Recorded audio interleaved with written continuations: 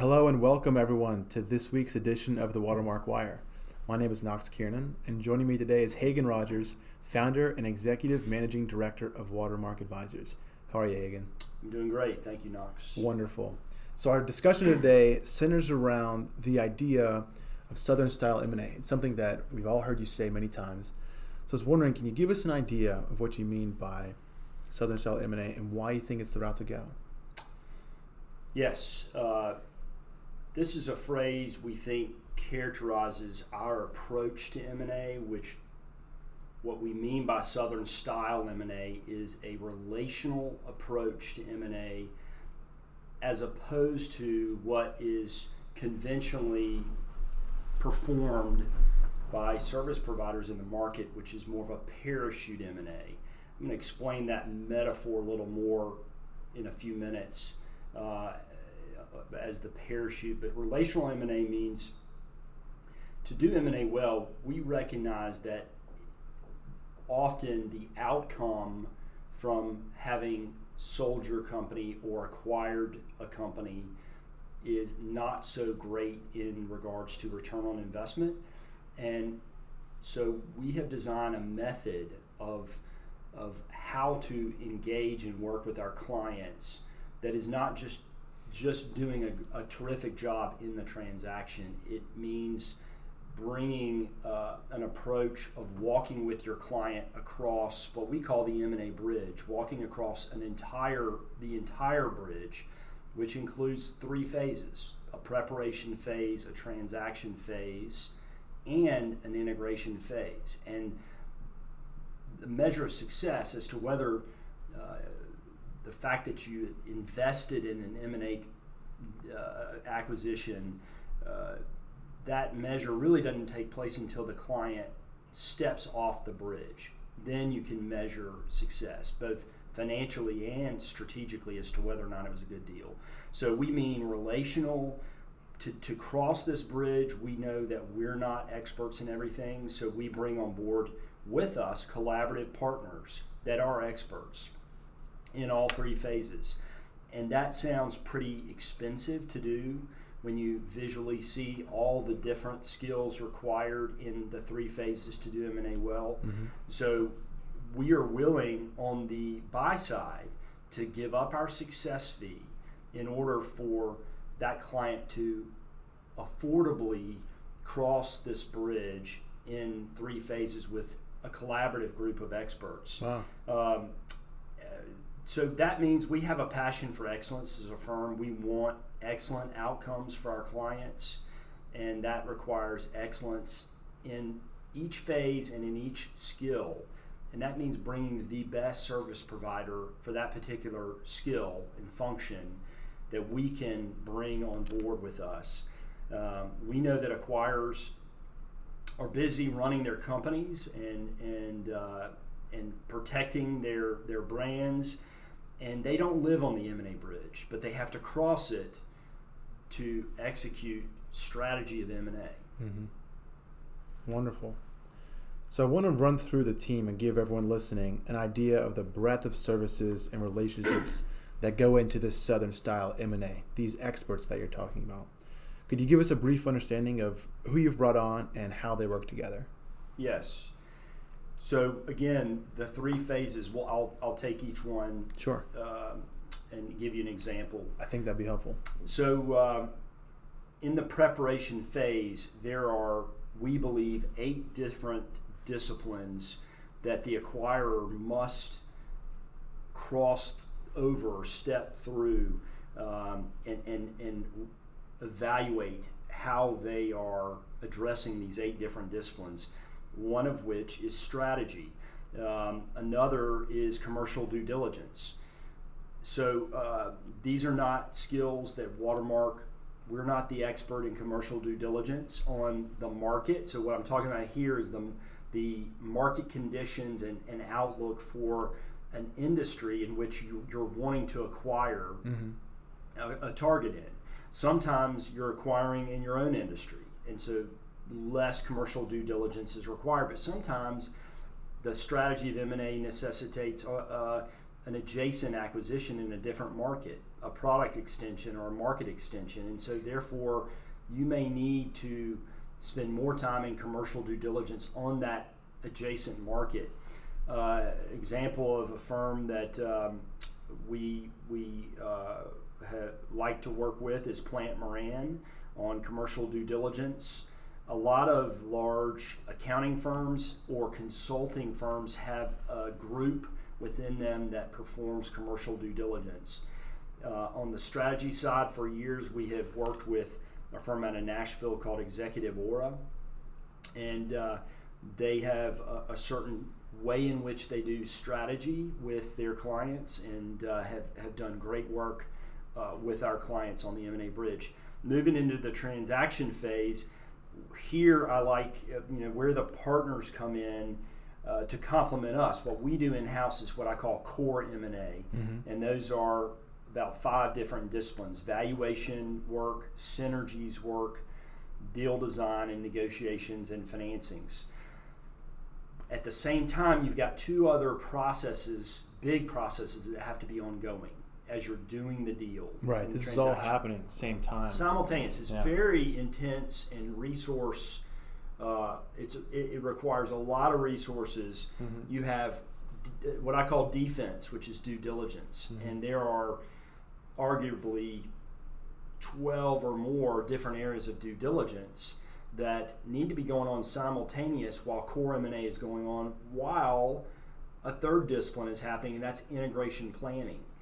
So to give you a few examples of due diligence, you can have financial and tax due diligence, you can have commercial due diligence, and here, unlike the preparation phase, I'm now talking about, when I say commercial due diligence, I'm talking about the target company's relationships in the marketplace, and validating that they indeed have the type of relationships that they're communicating to you, the buyer, that they have. Yeah, knowing what you're getting into. Yes. IT due diligence, reputational due diligence. And what I mean by that is validating if a company has certain regulations they have to follow, jurisdiction, legal regulations, that to operate in certain industries, that they're up to date with all of their compliance requirements, and more. Environmental due diligence, HR due diligence. Cultural due diligence may be the most underestimated area of due diligence that we believe is very important. Seems like a tough area to analyze. It is. It's subjective, and therefore a lot of times investment bankers don't put it front on the table, put it up on the table, because they don't even know themselves how to evaluate, and it's really maybe not the job they're hired to do. But some firms we've worked with and have a great regard for in these areas, and I'll just throw out names now: Willis Towers Watson, Cherry Becker, Plant Moran, Wolsters Kluwer, R Group, which is a boutique cultural due diligence firm out of DC, and Fairmont Consulting Group, who specializes in aerospace, and they're a commercial due diligence firm out of Boston. And then you have integration planning and execution. Briefly, we collaborate with a global firm called Global PMI Partners, which stands for Post-Merger Integration Partners, and they work with us and clients in planning and executing integration. And they really are global. I mean, they got people everywhere. Yes. So you've just gone through these 3 phases, and I want to give you a chance to circle back and expand on this idea of parachute M&A versus relationship M&A.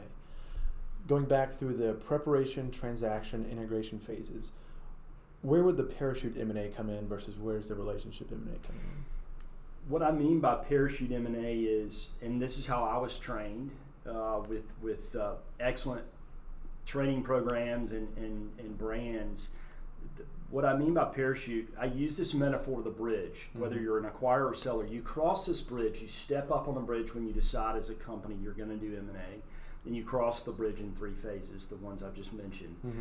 The parachute M&A is the most commonly used approach. It's the conventional approach, where you have now the live deal, and you're signing the LOI, and you need to assemble you need to identify an advisor to help you with core issues of M&A and maybe some of the due diligence. And so therefore it's kind of like parachute. You hire somebody to parachute down on the bridge. You're already in the transaction phase. It's very intense. They're working with you very closely for a period of about 6 months. They help you close the deal and they get a success fee. And then they're gone. They leave, but you're still on the bridge. Right. As the buyer, you're still there, and you have arguably the hardest leg of the bridge, integration, ahead of you, where many say 50% of ROI loss happens in that integration phase. So there's the parachute approach. Our approach is the collaborative and comprehensive approach, or the M&A bridge approach, Southern style. It's relational. We want to help you across all three of the phases, as opposed to parachuting down once you're already out there on the bridge. That makes sense. Going through these three phases, it seems like this necessitates time. So why would somebody going through the M&A process not choose Southern-Style M&A? Because it's not really offered in our. From what we understand in the market, this is novel in how it's being packaged. That a firm can bring on board collaborative partners, and it's a la carte. You pay as you go. You're not building up to this big success fee.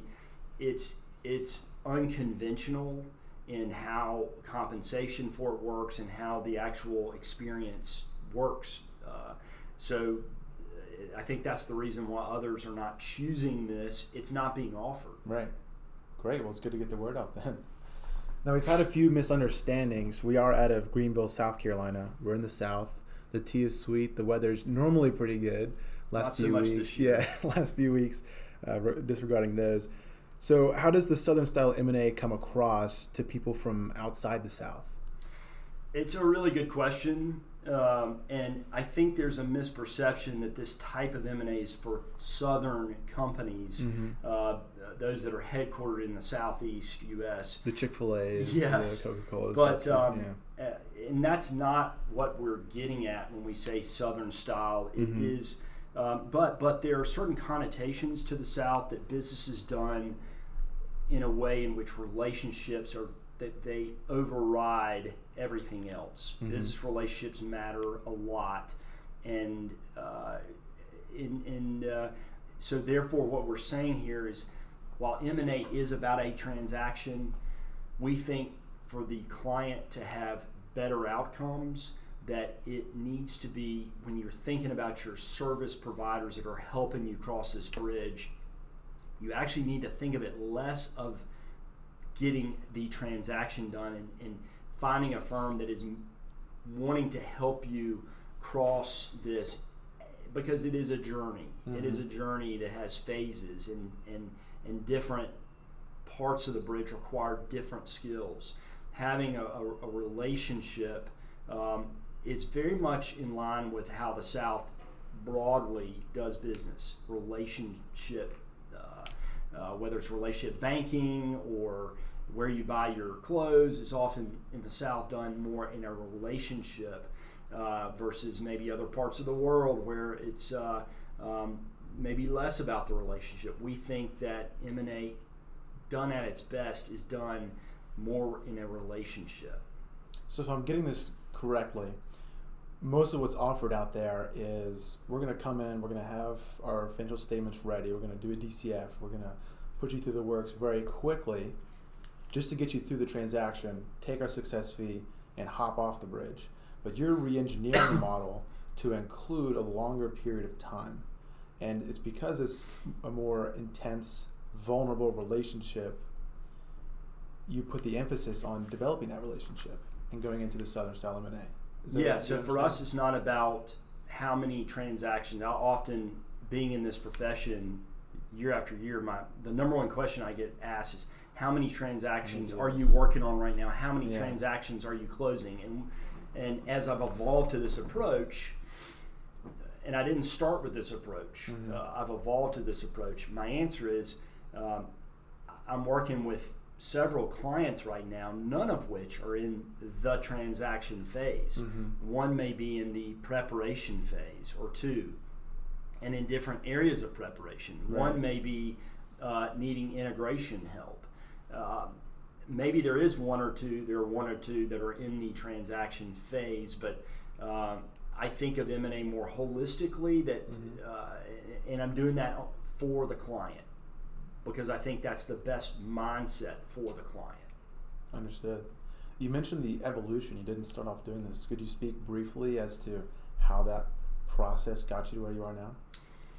I've been doing M&A for 23 years and investment banking, and like I said, I was trained by very tried and true practices and processes, but what I observed with the clients I worked with and a combination of reading the Wall Street Journal and reading about failure of M&A and even seeing it, not necessarily at the close of the deal, but metaphorically when my client stepped off the bridge, when I may not have seen them for 2 years, and I catch up with them over lunch, and they tell me that the wheels went off the train and the train went off the track, and yet we called it a success prematurely because we were just finishing the transaction phase.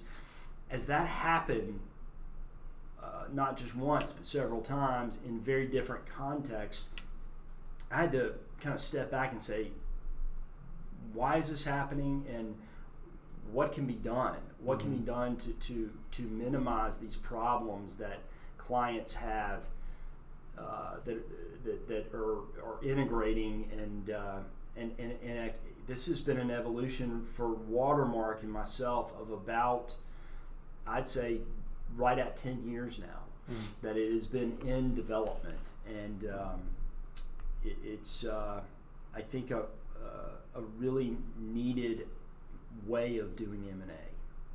Great. I want to circle back to that at the end, but right now let's go through a quick exercise where we go through some of the common mistakes acquirers make in M&A and identify how Watermark's Southern-Style M&A works to counteract and prevent those, and we can also identify some of the team members that serve that purpose. So I'll again think about that question and answer it in regards to the 3 phases of M&A. Yeah. There are many ways in which M&A where mistakes are made, and I will start with preparation. And I'm talking about the acquirer here. I'm not going to put on the seller hat. Sure. But so going across this bridge, we're crossing starting the off, bridge. We got an acquirer, and we're just getting to the preparation phase. What are some mistakes? They may have the wrong M&A strategy altogether. That they should not have picked the strategy of M&A that they're picking, and it's going to cost them. They may cross the bridge, but that outcome is not going to be good. And so making sure that the right M&A strategy is deployed. And we could unpack any of these topics in a whole podcast here, but commercial due diligence, not doing it well, not doing it thorough enough. Too few targets. That happens frequently where the acquirer has a list of targets that they would like to approach, but they're not enough. They approach the targets in the wrong way, and therefore they don't have progressive. The conversations don't progress because of how they initially approach that. Well, that's crucial. I mean, if you're CEO of a company and you this is what you've been doing for 20 years, you can't just email and say, "Hey, I want to buy you." So having someone like Watermark and its associates in your corner to help through that process is very valuable. Not thinking properly about how to resource the deal, both internally with an internal team and externally. Not having enough people on your internal team, not properly setting up their time for success, because M&A takes a lot of time and all those people have day jobs. So capacity becomes an issue. and then hiring an external team that maybe they're not hiring the right combination. They're underestimating or overlooking certain skills and disciplines they really need, but they're not hiring for those on an external team. So that's preparation in the transaction. To quickly go through, and we could unpack this for hours, but valuation problems, synergy issues, due diligence issues, integration planning doesn't happen early enough. It doesn't happen, you don't have the right people leading the planning of integration, and you're not allowing integration planning to be influenced by what you're learning on due diligence and what is happening with the quantitative exercises of valuation and synergy analysis. Right. And then finally, integration, lots of problems from poorly staffing the integration, not only from the lead, who you have to lead integration, not resourcing integration properly, both from a financial perspective and people. Cultural integration. You integrate the wrong way given the strategy that you're trying, the M&A strategy you're actually executing. Poor communications in integration can be deadly, and just overall misaligned integration given your culture and the culture of the target and why you're doing the deal. So clearly a lot of potential for mistakes. A lot. Awesome. And it's important to have something that can address all of those. So last question, Hagen, if there's one thing you could say to every potential acquirer about why they should choose Southern-Style M&A, what would you say? I would say look at the statistics. There's just too much research out there that says that only 20 to 30% of, and I'll be specific, that strategic infrequent acquirers, only 20 to 30% of the time are they able to actually capture return on investment that is at or above a hurdle rate that they set out to that was the hurdle rate that gave the green light to go ahead and do the deal. So their own measure of success, only a quarter of them are reaching it. Correct. Wow. And so therefore, not thinking comprehensively is I think it necessitates, to do M&A well, you need to think comprehensively about all three phases, and really thinking through all the different areas, the disciplines, the subject matter expertise that are going to be required uniquely for your particular transaction. Every transaction is unique, but I think in most cases M&A necessitates a collaborative and comprehensive approach. Wonderful. Hagen, thanks so much for unpacking Southern-Style M&A and giving us a better understanding. Thank you, Knox. Listeners can learn more about Southern-Style M&A and other important M&A topics such as different strategies by checking back for more content and reaching out to Hagen directly via email to schedule a time. Thanks so much for listening.